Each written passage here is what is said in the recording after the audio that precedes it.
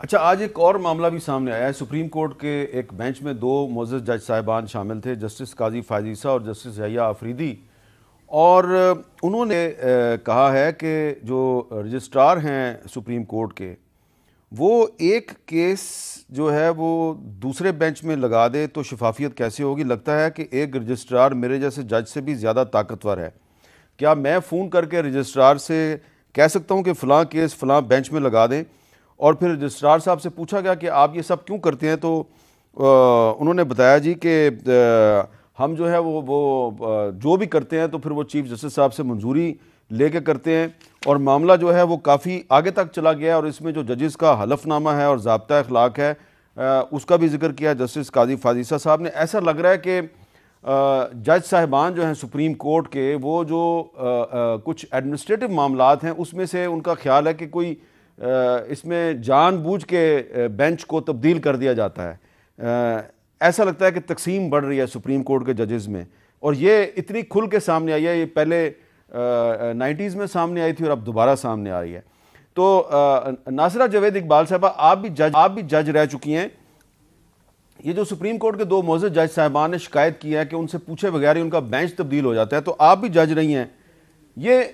Case کیسے fix ہوتے ہیں اور کیسے چینج ہوتے ہیں، کچھ بتائیں گی آپ؟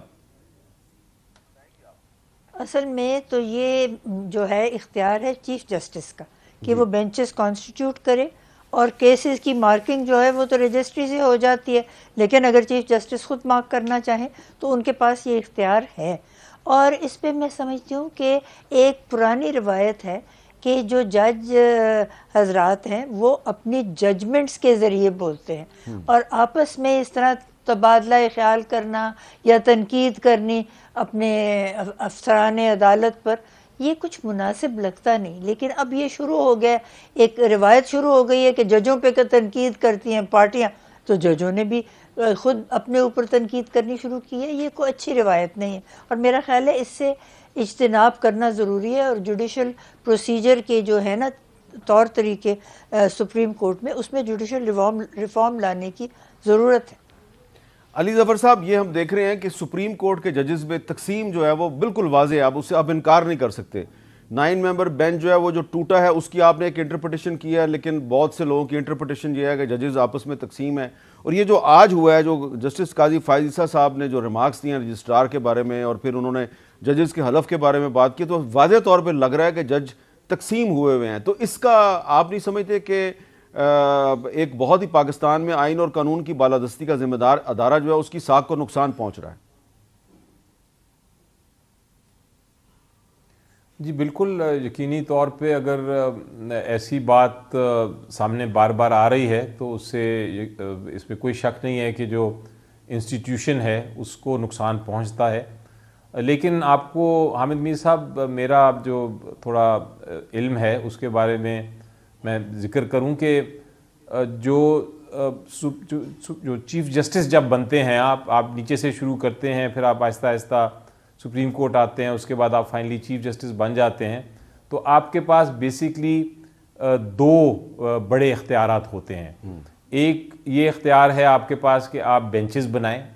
آپ کی مرضی ہے کہ آپ کون سے جج کو کس کے ساتھ بٹھائیں، کس قسم کا بینچ کس وقت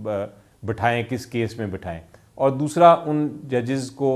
ان بینچز کو کیس مارک کرنے کی جو ایک طاقت ہے، وہ پاور ہے، وہ بھی اختیار چیف جسٹس صاحب کا ہوتا ہے۔ اور یہ ایک رولز اینڈ ریگولیشنز اور ایڈمنسٹریٹو سائڈ پہ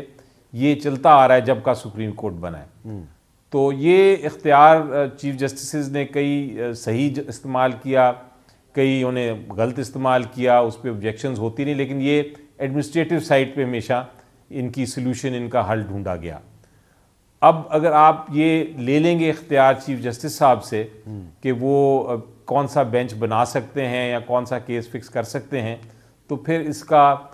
چیف جسٹس کا جو دو اختیار رہ گئے ہیں وہ بھی ختم ہو جائیں گے، تو پھر تو چیف جسٹس ایک طرح سے ایڈمنسٹریٹو سائڈ پہ بھی بہت کمزور ہو جائیں گے، اور اس میں بھی کنفیوژن رہے گی۔ تو یہ میرا خیال ہے ایک سمجھوتا کرنا پڑے گا۔ ہاں یہ ضرور ہے کہ اگر ایک جج صاحب کے پاس ایک کیس لگ گیا ہے اور وہ اس کی سماعت کر رہے ہیں، تو پھر چیف جسٹس صاحب کا با اختیار ہے نہ ہونا چاہیے کہ وہ اس جج سے یا اس بینچ سے وہ والا کیس ہٹا لیں. تو یہ اور یہی ٹریڈیشن ہے کہ کبھی کیس ہٹایا نہیں جاتا سٹنگ جو کیس سن رہے ہوں جج صاحبان. تو یہ ایک بیلنس ہوتا ہے جس کو ہم نے آگے, یہ ہائی کورٹس میں بھی ہوتا ہے, یہ لوور جوڈیشری میں بھی ہے, تو سپریم کورٹ میں بھی چلتا رہا. لیکن اب آج کل ہم دیکھ رہے ہیں کہ یہ معاملہ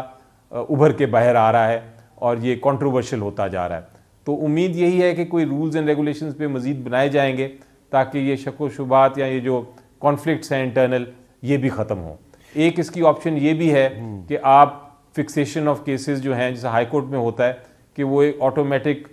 کمپیوٹر بیلٹنگ کے ذریعے ہوں, تو وہ بھی ایک پاسبلٹی ہے. اگر اس قسم کی چیز بڑھتی گئی تو ہو سکتا ہے سپریم کورٹ کو ایسا کوئی جو نظام ہے وہ اپنا اس کو کرنا پڑے امپلیمنٹ. اچھا کامران مرزا صاحب, کیا آپ اتفاق کریں گے ناصرہ جاوید اقبال صاحبہ نے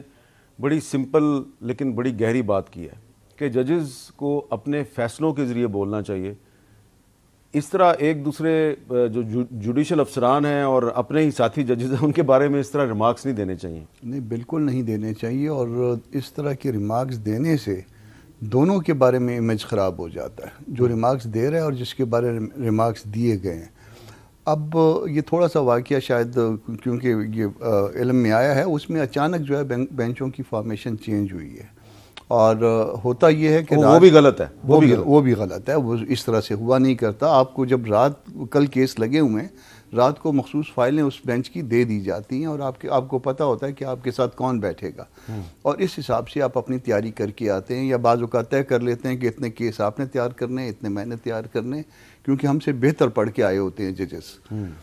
تو یہاں پہ اچانک فارمیشن چینج ہو گئی, اور اس میں سینئر ججز کو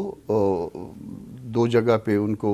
یہ فیل ہوا کہ ہم کو اکٹھا کر کے, اور دوسرا بینچ جو ہے نا وہ نسبتاً جونیئر ججز کو دیا گیا ہے, تو وہ انہوں نے کوئی تھوڑا سا انسلٹنگ فیل کیا. بھلے یہ بات بالکل درست ہے کہ اختیار جو ہے وہ چیف جسٹس کا ہے, مگر وہ اختیار بھی جو ہے وہ مناسب انداز میں استعمال ہونا چاہیے, عزت کے دائرے میں استعمال ہونا چاہیے. اچانک فارمیشن جو بگڑ جائے بینچ کی اور صبح پتہ چلے کہ آپ میرے ساتھ نہیں بیٹھ رہے ہیں بلکہ کسی اور کے ساتھ بیٹھ رہے ہیں, تو یہ نہیں ہونا چاہیے تھا. اس میں چیف صاحب کو کیونکہ وہ ادارے کے سربراہ ہیں, ان کو جو ہے نا وہ پیش قدمی کرنی چاہیے, اپنے ساتھیوں کو جا کے اعتماد میں لیں, اور اعتماد میں لینے کے بعد سارے اچھے لوگ ہیں, اعتماد میں لینے کے بعد جو ہے وہ جا کے کسی نتیجے پہ پہنچے. اس طرح سے جو ہے وہ اس ادارے کا جو امیج ہے وہ بالکل تباہ ہو رہا ہے, بلکہ آپ کہنا چاہیے بہت سارا تباہ بھی ہو گیا.